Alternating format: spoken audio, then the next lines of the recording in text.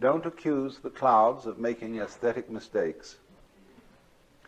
So really is a certain light in which you can see human beings, both good and bad, as perfect forms of nature.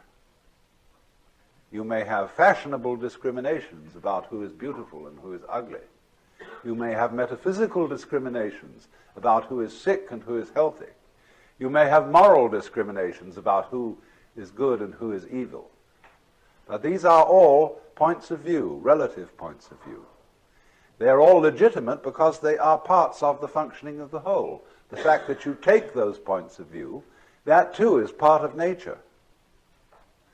But a skillful person lives on two levels at once. You live basically on the level where you know there are no mistakes. Can't be. Everything moves in accordance with what the Chinese call the Tao, the way of nature. And if you have that basic feeling, you will always be sane. But you are able to comprehend within that feeling a more restricted point of view, whereby things are good and bad. Just as in the confines of this room and this area, it's perfectly clear that there's a difference between the up direction and the down direction. But we know that this area is situated in interstellar space, and there is no up and no down. Now, the second situation doesn't contradict the first.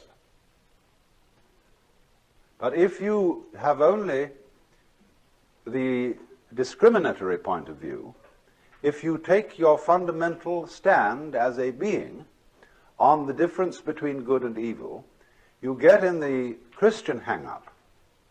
You have then to say that there is eternal heaven and eternal hell, that the distinction between good and evil is radical. And if you do that, you begin to suffer from a disease called chronic guilt, which is one of the most destructive emotions that anybody can have. You feel an outcast from the universe, at odds with reality itself, at odds with God. And that sends people quite mad, and is responsible for a good deal of the craziness of Western civilization. It's making too much of a good thing out of the distinction between good and evil. It is an important distinction, but it's not fundamentally important. And you have to learn to admit different degrees of importance. And just say that because you can't just say that because a certain distinction isn't absolute, that it's not important.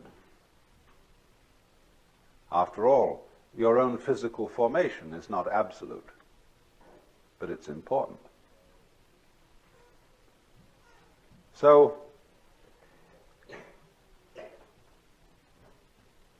the situation of man in this network is to repeat the proposition, on the one hand, that he as an organism, psychophysical organism, is something that the whole cosmos is doing. That was as much of truth, I think, as there is in modern astrology, which I regard as a pseudoscience. But it is based on a very fundamental principle, that when you draw a map of a person's soul, you draw a small picture of the universe, a very crude picture. And that is the design of that person's individuality. The truth is, therefore, that your soul is something which contains your body. Your body does not have the soul inside it like a spook. And the whole cosmos is your soul. So the cosmos is doing you at the point you call here and now. Reciprocally, you're doing it. and the one depends upon the other. You have difficulty in conceiving this as a Westerner because we have all been brainwashed by several centuries of put-down theories of man. That you were the wretched little subject, and a disobedient one at that, of an eternal king, and B, that you were just a fortuitous congress of atoms in a mindless mechanism of incredible vastness. Having entertained those two theories of man and of existence for so many centuries, we are very much brainwashed into being unable to see that we and the universe are mutually causative, or, to use the Chinese expression, mutually arising.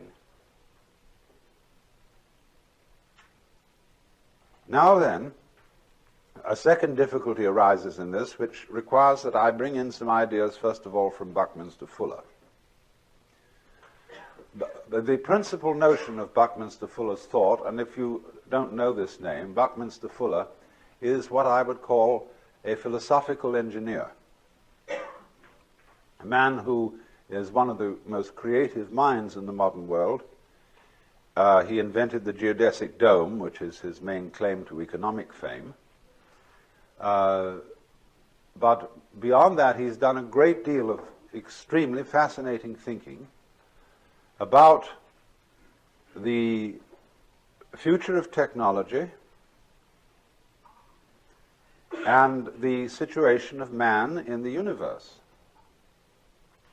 And he has devised this important term, synergy.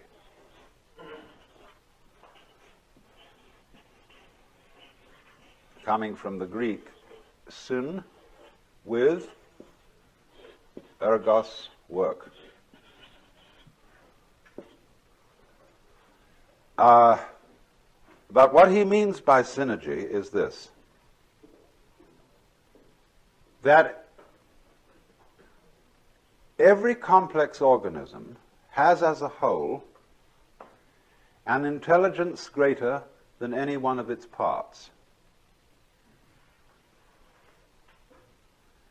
And that every complex organism as a whole has an intelligence greater than any one of its parts.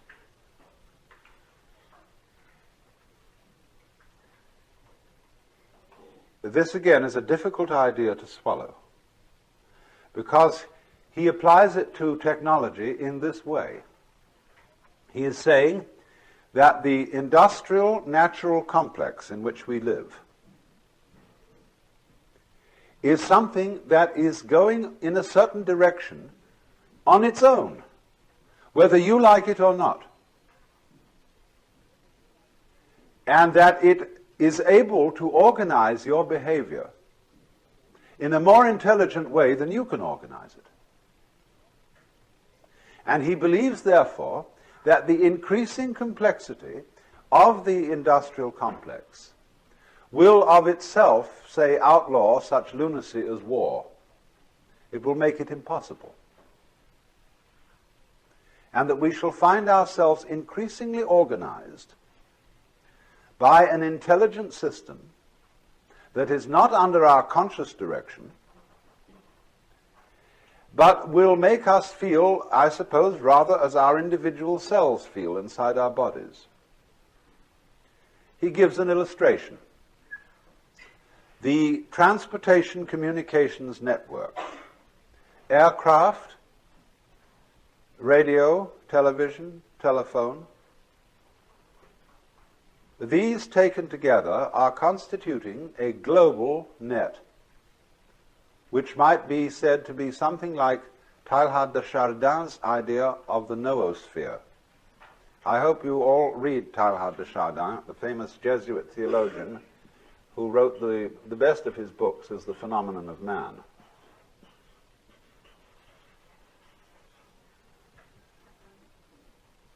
The Earth, which is the geosphere, from the Greek geos, geese, geese, the Earth, then the Earth, as a geosphere, is covered with a biosphere. That is the sphere of living organisms. The biosphere, in turn, generates the noosphere, which is the communication network that we call the mind, through literature, through speech, through radio and television communication. The noosphere is slowly realized. So Buckminster Fuller is really talking about the same thing. The noosphere is the network of communication set up by technology. And so, for example, let's just take air transportation. As a result of jet planes, all centers that are in communication with each other by jet aircraft are becoming increasingly the same place.